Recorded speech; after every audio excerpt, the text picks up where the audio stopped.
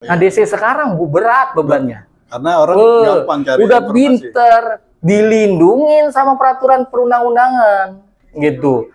Jadi yang ngutang bukan makin kecil, makin banyak. Makin gitu. makin berani. Nah, ya memang misalnya nggak ada uang sama sekali nih buat ongkos, buat uang rokok, gimana? Kalau nggak ada, kan kita minimal tamu, Bu, gitu kan. Tapi sebaiknya memang disambut datang. Pak, sini mah masuk, sini kasih disambut minum, sebagaimana layaknya tamu, gitu. Jadi dia merasa dihormati juga, udah kita capek, jauh, aus kan, gitu kan. Naik motor, gitu. Kan rata-rata DC-nya kalau kelas-kelas yang kecil pakai motor. Nah, jadi ya mereka merasa dihargain itu aja gitu. Nggak ngasih nggak apa-apa, itu haknya ibu sama bapak gitu. Nah, tapi kalau kita ngasih bukannya dia jadi rajin datang. Wah, cari sasaran lah ke situ. Iya, memang ada buat ajang seperti itu. Jadi uang rokok lah gitu. Tambahan nih kan, buat tambahan. Gimana Pak? Itu ya, tapi ada juga yang mereka istilahnya tadi uang koordinasi, yang dibilang. Jadi kita punya alasan ke kantor, karena kita ditanya. Terus ya Mak, berapa yang nagih? Berapa ini? Oh, ini orang yang nggak alamatnya nggak ketemu. Kita dimaki-maki. DC dimaki-maki. DC-nya dimaki-maki. Gitu. Tekanannya benar-benar. Jadi ketika mereka melamar, seorang DC mau lamar pekerjaan di situ ya siap menerima tekanan dan di bawah tekanan. Pressure itu udah kalau di videoin sedih aja. Jadi seorang DC gitu jadi kerjaan mereka keras juga ya. Iya, Pak. Gitu. Ya karena satu sisi saya dengan teman-teman cari kerja waktu itu susah, ya kan? Istilahnya mereka nggak punya ini juga ya, demi anak, demi istri di rumah gitu, mereka dicaci maki, dianjing-anjingin, dibangsat-bangsatin gitu kan, tolol kamu katanya kan, seperti itu ya, kata-kata kasar seperti itu karena kita gagal nagih gitu. Jadi kalau mereka yang bisa nagih, mereka jadi waktu briefing pagi, biasa briefing pagi itu mereka dapat aplaus gitu. Nah, jadi mereka juga terbeban. Nah, makanya kadang-kadang DC itu punya kreativitas. Nah, jadi istilahnya dia melakukan improvement di lapangan jadinya, di luar kontrol. Yang penting bisa ketagih, begitu. Ya mereka seperti itu. Karena ya tadi tekanan demi tekanan yang ada mereka bingung. Nah, dari satu sisi si DC sendiri, dia akan melihat, rumah ada, rumah bagus, mobil bagus, masa iya cicilan dia nggak bisa bayar kan gitu. Karena minimal dia setornya bukan ke store ke kita sih sebenarnya, bayarnya kan ke rekening yang sudah disediakan di situ. Bu, bayar rekening sini ya gitu. Karena kita juga nggak boleh titip uang ke kita, ke DC. Bayar ke DC nggak boleh. Ke DC nggak boleh, karena itu pasti si DC-nya bisa berbuat nakal, collection gitu.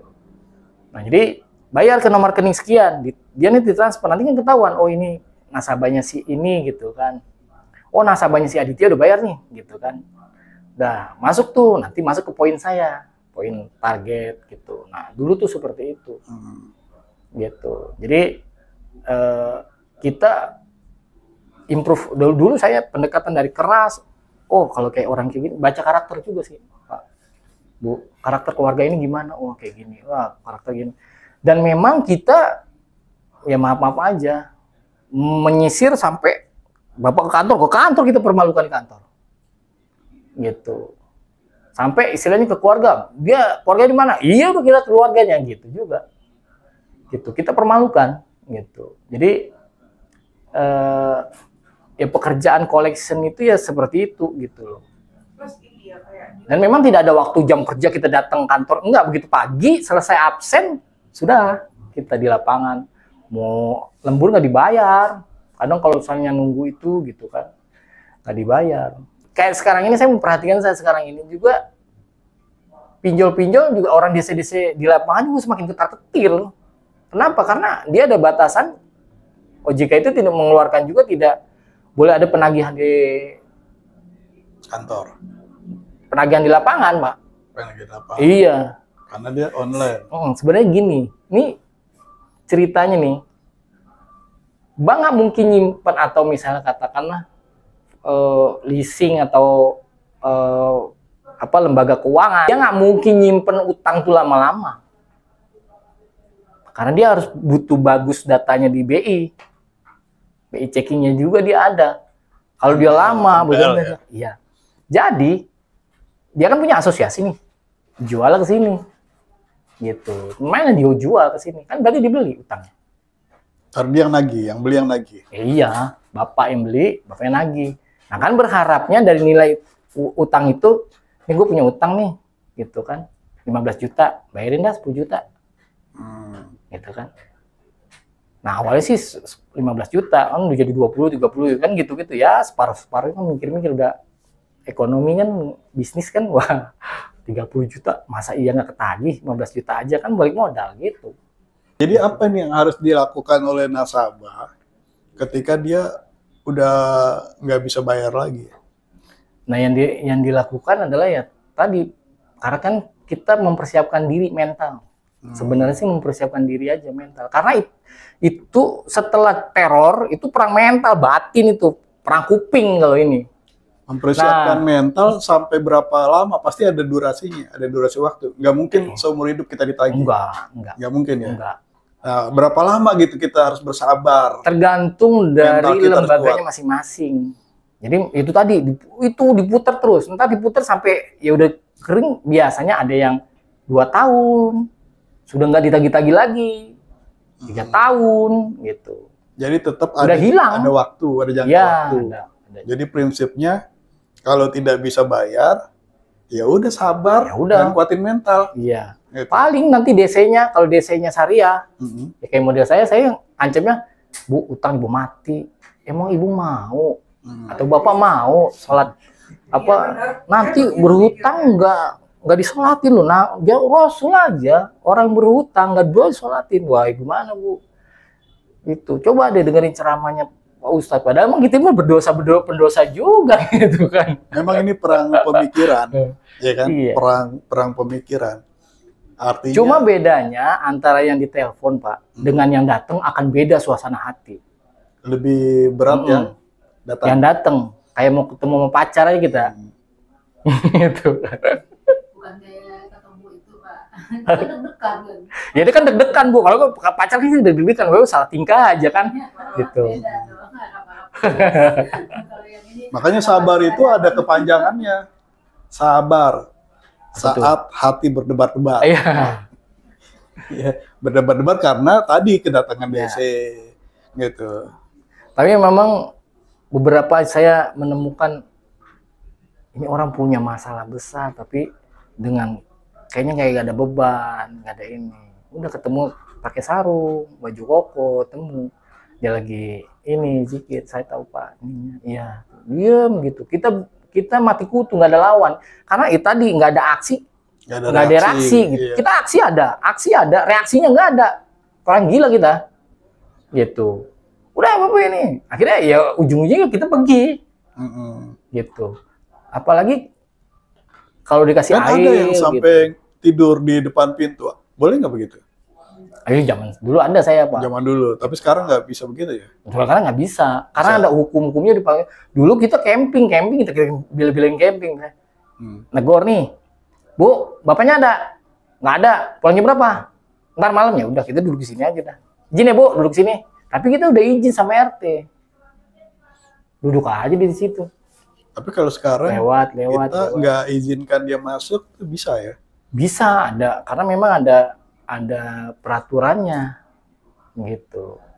Jadi itulah yang dimanfaatkan semakin pintar, diberi pemahaman tentang hukum yang baca. Nah itu semakin mereka semakin pintar. Jadi berarti DSC-nya juga lebih pintar lagi gitu. Nah itu tadi nih, kitanya jangan ketinggalan informasi ya. Nah itu. Siapkan mental, tambah pengetahuan. Ya gitu. Jadi kalau kita sama-sama cari lemah, satu nasabah cari lemahnya collection cari lemahnya nasabah. Bahkan ada nasabah yang kita laporin gitu, dilaporin sama DC ada, karena udah kasus kriminal. Jadi nasabahnya yang kriminal. Iya, DC-nya udah marah-marah, kepancing emosinya, lempar ini. Nasabahnya lempar pukul. Nah, jadi itu yang dilaporkan, kekerasannya yang dilaporkan, bukan hutang piutangnya. Iya, gitu. Jadi saya pernah tuh waktu itu, jadi mau ngambil mobil DC-nya malah di depan gerbang rumah. Jadi yang punya rumah tuh kawan saya ada di dalamnya, ya nggak bisa keluar kan, karena dia malang. Kemudian dia RT waktu itu. Nah, DC ini udah ke pihak RW. Nah, RW-nya dukung DC. Karena ternyata RT-nya ini nggak kompak sama RW. Jadi karena mereka nggak kompak, akhirnya RW-nya dukung DC. Nah, ini catatan nih, harus berbaik-baik hati sama lingkungan supaya kita didukung. Iya, betul. Gitu. Betul, karena kalau kita nggak baik sama lingkungan, lingkungannya akan mendukung DC. Nah, akhirnya apa? Tetangga dukung DC, RW dukung DC. Waduh, gini aja, kita ke polisi aja. Nah, kita ke polisi, Pak. Dikejar sama mereka. Supaya jangan, gitu kan. Kita, gitu. Terus polisinya nunggu, ini mau laporan apa enggak nih? Akhirnya kita musyawarah di polisi. Enggak sampai laporan, polisinya cuma nunggu doang. Kalau laporannya ditulis, gitu kan. Kalau nggak laporan, ya udah diselesaikan aja secara kekeluargaan. Malah damai di kantor polisi. Nggak sampai. Yang minta damai jadi? Ya, DC ini berharap jangan sampai dilaporin gitu. Nah, gitu. itu karena mengganggu kenyamanan loh. Mobil di depan rumah orang mau keluar nggak bisa. Jadi gitu. Itu hampir sama dengan teman saya waktu saya kerja dulu gitu. Dia ngambil mobil, DC nggak dibayar-bayar. DC-nya datang ke rumah, diginiin, dibilang, kau lihat STNK atas nama siapa? Atas nama aku. Berarti itu mobil punya aku, kecuali punya PT kau, kata dia. Baru itu kau ambil. Ini nggak kau perampasan. Telepon langsung. Telepon polisi. Kita telepon polisi. Gitu. Udah kita selesaikan aja. Kau ini mau merampok ini kau gitu. Nah, jadi itu tadi kita nggak bisa perampasan apa gitu. Nggak bisa merampas. Nggak bisa apa? Mengancam. Terus satu lagi, intinya semua itu kembali lagi kepada batin kita. Buat setenang-tenangnya. Memang kita salah gitu kan.